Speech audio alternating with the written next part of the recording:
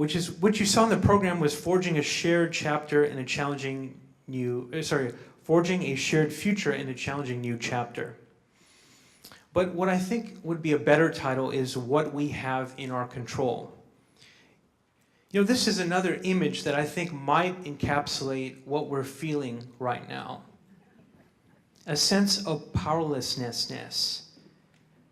A sense that whatever we may wish, whatever polls may indicate, that the incoming presidential administration will put into leadership people that are fiercely ideological, fiercely anti-government, and will move us backwards on issues like climate change and on issues like environmental justice. And this might be the feeling that many of us have, that the sentiment of Americans, whatever your political party, is that we must continue to be a global leader on climate change, and that we must not forget the people who are hurting, whether they're rural or urban, when it comes to suffering because of environmental toxins. So this might be the feeling we get. But that's why I wanted to end by talking about what we have in our control. 5 things that, to me, give me some solace as we head into this new era. Number 1 is to be an example in your world. And you hear that all the time, but there's one dimension of it that maybe we don't fully appreciate. Of course, if we compost and if we put on solar panels and we buy Energy Star products and we ride mass transit and we grow native grass, we'll influence our neighbors and we'll influence our family members and we'll introduce people who go to our congregations. That, for sure. But it's also what Amanda referred to, this notion of a pebble leading to a ripple and having a broader type of effect. Just imagine if your ecologically virtuous choice comes on the radar screen of a lawmaker or a mayor, and all of a sudden that begins to change his or her thinking. That's the power of the personal example. So as you look ahead to the next several weeks and months, self-examine. We all need to self-examine. Are we doing what we can to be as ecologically minded as an individual so that we can be a light and inspiration to the community around us? That's one thing that we have in our control. No one can take that away from us. Number 2, get kindred spirits registered to vote. It's easy, in some sense, in Indiana. All you need to go is to indianavoters.com, and you can literally begin the process of registering to vote there. Encourage your family and friends of a like-minded nature to register to vote. It's interesting, some of you may have seen an electoral map, that if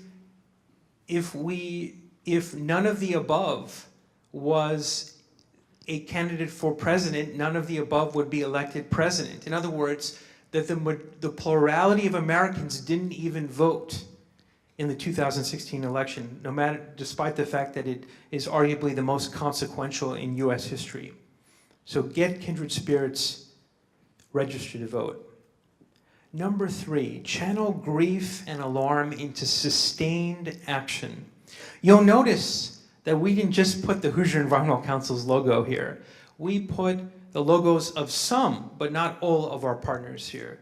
The point is, go with what your heart is calling you to do. Maybe you feel very moved to be involved in the Hoosier Environmental Council and you sign up to become an environmental advocate and get trained by Amanda to get involved. Maybe your heart is in engaging kids on climate change, with Earth Charter does an awesome job on, or in stewarding people of faith, whatever your faith tradition. Hoosier Interfaith Power and Light does a fantastic job. Maybe it's about fostering energy efficiency, which Citizens Action Coalition does a fabulous job on. Maybe it's Sierra Club and the hikes and so forth that they do that help to deepen a sense of environmental consciousness and the work that they do on renewable energy. Maybe it's Indiana Forest Alliance and the work that they're doing to safeguard our forests. What matters is that you commit. We would love it to be HEC, but it doesn't have to be. What it needs to be is for you to say, I'm going to follow my sense of calling about where I think my talents and passion lead me to, and follow through. Because the beauty is there is so much work to be done, and we welcome as many of you being engaged in that front.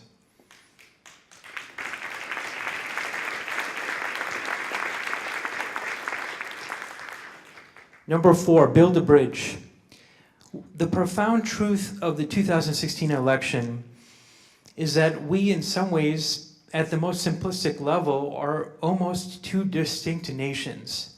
That there is a certain subset of Americans that have an outlook on where the country should go, and then there's another subset that has a different outlook of where the country should go. And we can't resolve those divides, whether they are cultural or religious or economic, through social media necessarily. Yes, I've talked about tweeting, so of course you need to be engaged in social media. But the most important thing to do is to go out of your comfort zone, go out of your own sense of community, and figure out who you can engage that's beyond that, your own community, your own tribe, that begins to build a broader sense of community, that begins to reawaken the sense of one America, that begins to heal the wounds of a very, very divisive election. Think about where you can build those bridges. Is it one of urban and rural? Is it one of secular and people of faith? Is it one of different ethnicities working together? Think very intentionally about building a bridge. The final one is we are going to face some tough fights ahead, both at the state level and federal level. And we've tried to not sugarcoat this. We've tried to be really candid that we will endure some very significant assaults on environmental protection that wherever you are on the political spectrum, you may find very discouraging. We've also talked about pathways of making progress in spite of those difficulties. But it's so important for you to be recharged and to be recharged by relationships. And I want to talk about past, present, and future very briefly. Present, maybe you are a parent or a grandparent and your sense of renewal comes by spending time with your parent or your uncle or your aunt or your grandparents or your grandchild. Those are so important relationships to foster. Maybe it's with your friends. Maybe it's with your vision of people who have yet to be born. The sense that the decisions we make now in 2016 will have ripple effects for decades. Some would even argue centuries. How we act, for example, on climate change and whether we will exceed that 2-degree threshold. So maybe it's your connection not just to people in the present, but your connection to people in the future that moves you. I want to end with a final image that moves me very much. Usually you talk about the future.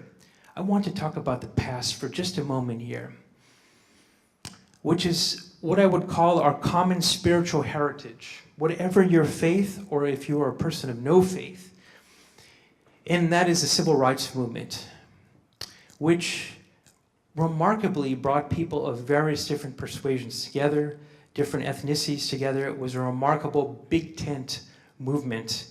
And for whatever reason, among the different images I remember about the civil rights movement, this is the one that most stands with me.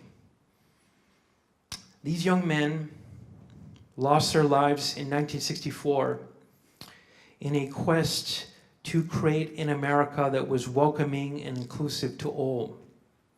Doesn't mean that we have to sacrifice our lives as we face the battles ahead. But we should remember them, and we should ask ourselves, how will we honor their memory? Will we put ourselves behind a pillow and sulk and weep? Will we brood? Will we get angry? Will we get frustrated? Or will we embody the courage and the spirit that they lived by? Thank you.